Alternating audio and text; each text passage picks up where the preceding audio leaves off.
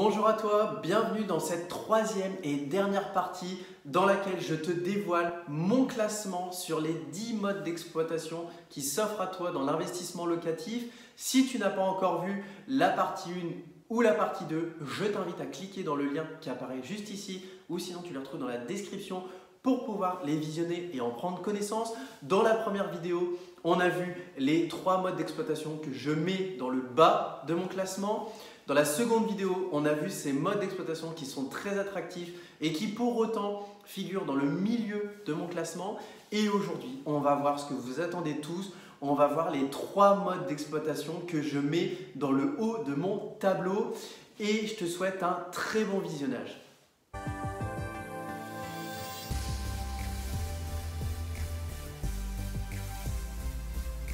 Vous l'attendiez tous, c'est justement les 3 dernières marches du podium.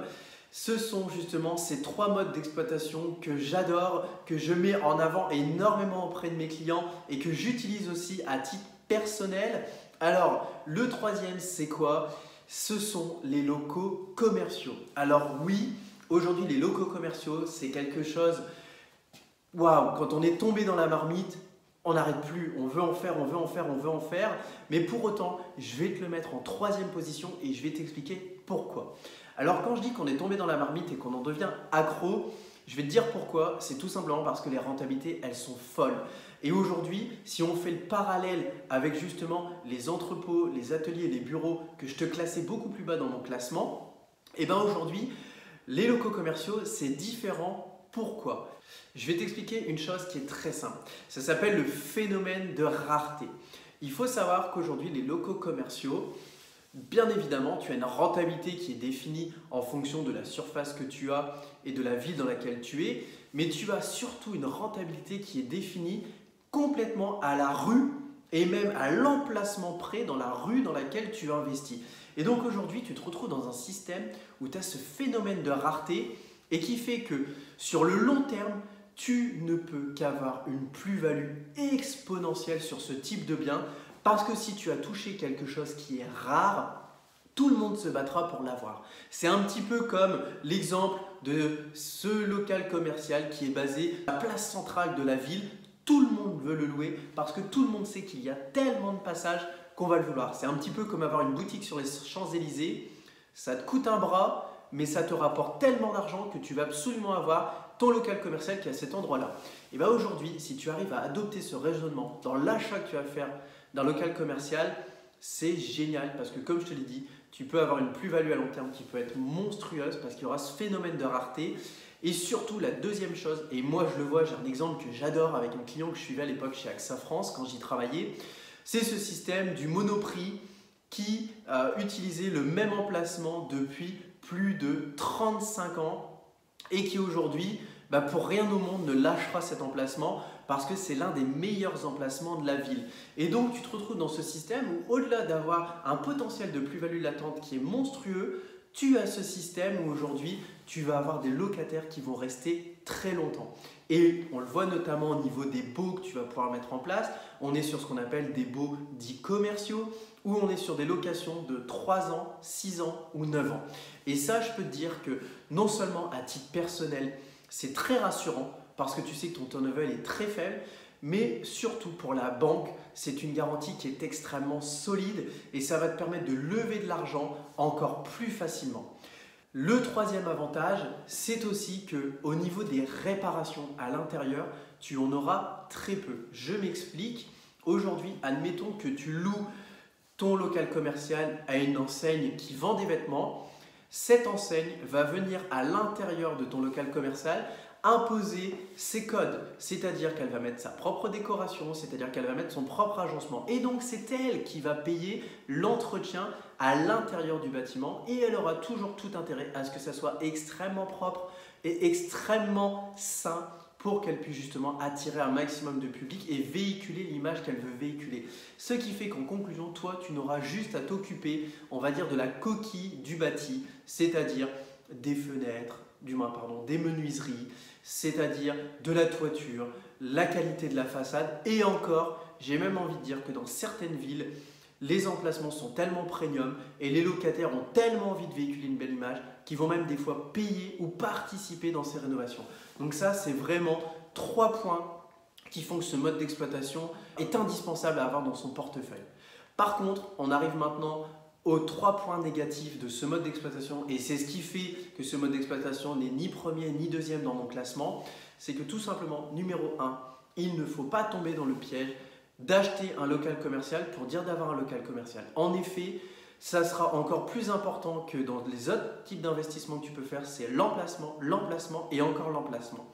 On en arrive donc au deuxième point négatif, c'est quoi? C'est le prix d'entrée.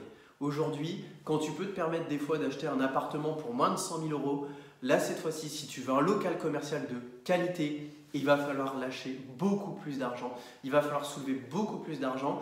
Et donc, pourquoi c'est plus bas dans mon classement? C'est justement à cause de ça, parce que ce n'est pas accessible à tout le monde.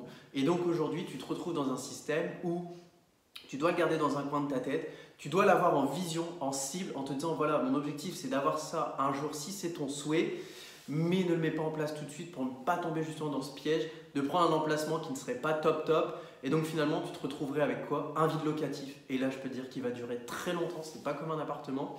Et la deuxième chose, c'est surtout que tu te retrouveras avec cette fois-ci un risque de perte d'argent le jour où tu voudras le revendre parce que personne n'en voudra. Et le dernier point négatif, c'est quoi? Eh ben, on va revenir une nouvelle fois sur tout ce pôle juridique et fiscal. C'est le système que tu joues dans la cour des grands, comme les entrepôts, les ateliers, les bureaux.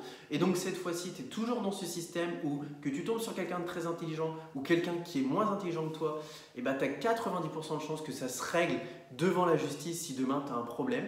Et donc ça peut être très contraignant. Et surtout, pareil, au niveau de la fiscalité, si tu ne viens pas optimiser ta fiscalité, tu prendras une vraie claque. Et donc là-dessus, je t'engage vraiment à, si tu te lances sur ce mode d'exploitation qui pour moi est juste excellent, c'est de venir le mettre encapsulé dans une SCI ou une société et d'avoir visuellement cette perspective de le garder très longtemps. Comme ça, tu auras l'avantage de la fiscalité sur les loyers perçus au travers d'une société et tu n'auras pas justement cet aspect négatif de l'imposition à la revente en étant victime malheureusement du tableau de l'imposition sur les professionnels. Et donc là, tu te retrouves vraiment dans un système où tu as un super truc. Maintenant, on arrive à la deuxième position. La deuxième position, c'est quoi? J'en ai pas encore parlé. C'est la location meublée de longue durée. Oui, alors aujourd'hui, ça peut te surprendre parce qu'aujourd'hui, comme tu l'as vu précédemment, on a des modes d'exploitation qui sont beaucoup plus rentables que ça. Mais comme je te le dis toujours, il ne faut pas voir que la rentabilité. Le cash flow peut être un piège, ça peut te rendre aveugle, ça peut te mettre des œillères. Et aujourd'hui, le principal, c'est quoi? C'est l'amortissement, c'est la plus-value potentielle que tu peux faire à long terme le jour où tu revendras. Et c'est surtout la pérennité et la stabilité de ton investissement. Et aujourd'hui, il n'y a rien de plus stable que justement la location longue durée. Et niveau fiscal, en tant que particulier, il n'y a rien de mieux que le LMNP. Grâce à ce mode d'exploitation, tu vas te retrouver dans un système où tu vas pouvoir louer pendant entre 4 ans en moyenne et 10-12 ans, selon les travaux que tu feras, selon les charges que tu auras, tu n'auras aucun impôt. Et donc ça, c'est juste génial parce que tu as un enrichissement qui est exponentiel pendant toute la durée de détention de ton bien. Et le jour où tu vas le revendre parce que tu commenceras à payer des impôts dessus, tu te trouveras dans un système où tu dépendras de la fiscalité des particuliers qui est beaucoup plus souple à la revente que celle des professionnels comme on l'a vu juste avant. Et donc par conséquent, ton enrichissement une nouvelle fois sera encore plus fort et tu te retrouveras dans une situation où tu pourras non seulement te récompenser pour te faire plaisir, mais en plus tu pourras réinvestir massivement pour encore grossir de façon plus exponentielle si c'est ton souhait.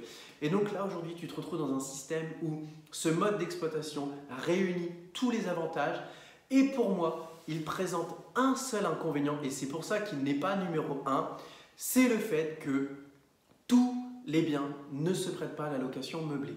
En effet, un bien qui fait plus de 60 mètres carrés, ça sera compliqué de le mettre en meublé parce que les gens vont vraiment vouloir rester très longtemps et voudront avoir leur propre meuble.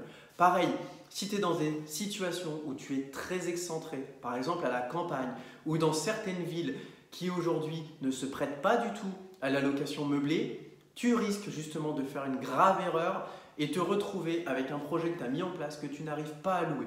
Et donc c'est vraiment le point négatif que tu dois retenir, mais aujourd'hui, je pense qu'il est extrêmement minime et qu'au vu de tous les avantages à côté, tu arriveras très largement à trouver un bien qui te correspondra, dans lequel tu pourras jouir de cette exploitation en meublé et tu pourras faire de très belles choses. Et comme je te le disais dans la première partie, quand je fais la comparaison entre mon premier investissement qui est en location nue, mon second investissement qui est en location meublée et que paradoxalement le loyer de mon second logement était inférieur et qu'au final, je gagnais beaucoup plus d'argent tous les mois avec ce second, et bien tu vois, ça te pousse vraiment à la réflexion de te dire, et ben le principal, c'est pas d'avoir un gros loyer, c'est d'avoir surtout une fiscalité qui est optimisée, qui me permet de m'enrichir tous les mois. Et maintenant, on arrive justement au mode d'exploitation que tu attends, que vous attendez tous. C'est le numéro 1 dans mon classement. J'ai même souvent tendance à trop orienter mes clients là-dessus et des fois pour certains ça peut faire peur parce que j'ai l'impression que ce mode d'exploitation c'est un petit peu un gros mot parce que tout de suite on a l'impression que waouh c'est impressionnant alors qu'avec un budget de 100 000 € tu peux en avoir un. Je parle bien évidemment de l'immeuble de rapport. En effet, j'adore les immeubles de rapport parce qu'aujourd'hui tu peux tout faire. Tu peux tout faire avec l'immeuble de rapport. Tu peux à l'intérieur utiliser des leviers avec du LMNP où là tu vas louer au régime du particulier et tu vas gagner sur tous les tableaux. Tu peux le mettre en société et avoir un système où tu vas venir optimiser encore plus ta fiscalité quand tu auras grossi. Tu peux faire du nu, tu peux faire du meublé, tu peux mixer les deux, tu peux mixer plusieurs modes d'exploitation qu'on a vu juste avant. Avec par exemple, tu vas faire, je sais pas, j'ai une bêtise, tu vas avoir 2 logements, tu en fais un meublé, un nu. Tu peux avoir un système où tu as un studio par exemple avec un T5. Et bien ce que tu fais, c'est que ton studio, il est loué en courte durée et ton T5 il est loué en colocation. Tu peux mixer plein de choses. Pareil, tu as ce système où tu vois par exemple, on parlait des locaux commerciaux, tu peux avoir ton local commercial et nous aujourd'hui c'est ce qu'on fait avec la société. On a nos bureaux qui sont en bas où on a nos cellules commerciales qui sont en bas et au-dessus on a des logements et donc tu te retrouves dans une situation où vraiment en fait pour moi c'est de très loin le numéro 1 parce que tu as des rentabilités qui sont sympathiques. Tu as justement cette flexibilité sur tout le panel de location qui s'ouvre devant toi et surtout, contrairement où tu dépends de syndic de copropriété et tu peux te retrouver à ne pas maîtriser les charges, et là tu es chez toi. Tu es chez toi et tu maîtrises tout de A à Z.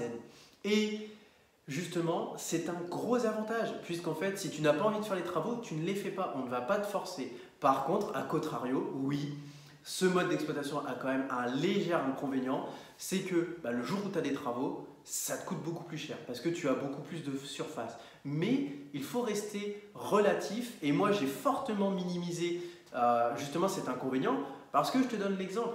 Tu prends 3 maisons que tu vas acheter qui font chacune 100 mètres carrés. On est d'accord que tu as 300 mètres carrés de surface utile. Ça veut dire que si demain tu dois les rénover, tu as 300 mètres carrés de surface à rénover. Demain tu es dans un immeuble. Cet immeuble fait également 300 mètres carrés. Tu as toujours 300 mètres carrés à rénover. Et donc au final, j'ai vraiment minimisé ce principe parce que pour moi, ça revient à la même chose. Et donc, tu es vraiment dans ce système où là, tu as toutes les cartes pour doper ta rentabilité en jouant avec les modes d'exploitation, optimiser ta fiscalité en étant, quand tu es sur des petits montants, sur de la fiscalité du particulier et quand tu grossis en l'encapsulant dans des sociétés civiles immobilières ou autre type de société. Tu es dans un système où à la revente, tu n'es pas corrélé au prix du mètre carré, même si ça peut avoir un léger impact. Tu es surtout corrélé sur le pourcentage de rentabilité qui sera généré par ton projet. Et donc, tu es dans un système où le jour où tu veux le revendre, même dans des situations de crise, tu vas pouvoir revendre plus aisément que si tu étais parti dans un projet qui ne répondait qu'au mètre carré. Et moi, je l'ai vu aujourd'hui, j'ai vendu des biens que je possédais en location. Et aujourd'hui, quand tu vends un immeuble de rapport, tu le vends en mettant en avant une rentabilité. Quand tu vends un appartement ou une maison, même si tu le louais, tu es dans un système où tu restes corrélé au prix au mètre carré. Et donc là, tu es vraiment dans un système où tu maîtrises toutes les cartes et tu comprends pourquoi j'adore ce mode d'exploitation. Maintenant, je voudrais conclure parce que si tu as vu les 3 vidéos et si ce n'est pas fait, je t'invite vraiment à le voir pour comprendre ce que je vais t'expliquer dans un instant. C'est vraiment le but de ces vidéos, ce n'est pas de venir te dégoûter de tel ou tel mode d'exploitation. C'est vraiment qu'aujourd'hui j'ai un recul parce que j'ai eu cette chance, c'est de toucher à tout et je voulais en toute transparence te donner les inconvénients et les avantages de chacun. Aujourd'hui, tu l'as compris, le principal, c'est pas de mettre le meilleur investissement locatif en place, c'est de passer à l'action.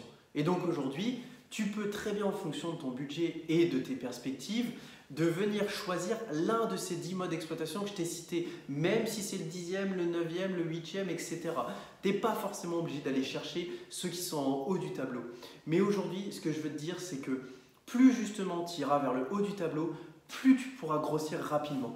Et aujourd'hui, moi, c'est le rôle que j'utilise avec ma société, c'est justement en fait de recevoir des gens qui me disent « Voilà Victor, moi je me suis formé, moi je me suis renseigné, j'ai envie de mettre tel mode d'exploitation. » Et mon rôle, c'est de leur dire « Super, je suis super content, tu as un bon raisonnement et grâce à ça, tu vas pouvoir faire ça, ça, ça. » Et si c'est nécessaire, de rajouter « Toutefois, je te conseille de regarder ça, ça ou ça. » Et à la fin, c'est vraiment le client, c'est vraiment toi qui vas choisir et tu te retrouves dans un système où tu as mis en place ce que tu voulais, mais je t'ai donné toutes les cartes en main. Et c'est vraiment ce que je voulais faire au niveau de cette vidéo, c'était vraiment se donner ce résumé pour que tu aies toutes les cartes en main et que tu puisses faire le meilleur achat que tu puisses réaliser. J'espère en tout cas que cette série t'a plu. Je t'invite vraiment à la partager au maximum parce que je pense que ça concerne énormément de personnes et malheureusement dans les formations, les vidéos qu'on te donne sur YouTube, on ne te donne jamais les inconvénients, on te donne que les points positifs malheureusement pour te vendre la soupe qu'on a envie de te vendre. Et aujourd'hui, moi c'est quelque chose contre lequel je suis contre. Je veux vraiment qu'on soit dans un système où il n'y a pas de tabou, où on est transparent. Et j'espère que justement ça te plaît et que tu sauras donner cette chance aux autres en leur donnant l'accès à ces vidéos qui méritent d'être diffusées beaucoup plus. En tout cas, je te remercie si c'est ce que tu fais. Je t'invite une nouvelle fois à mettre un pouce bleu si ça t'a plu et si ce n'est pas encore fait, à t'abonner parce que tous les jours, ce sont des vidéos de ce type qui vont te donner des tips, qui vont te donner des conseils.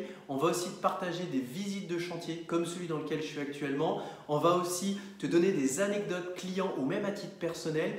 Et j'estime que aujourd'hui, tout ce contenu que je te donne gratuitement, c'est quelque chose que je te donne par passion.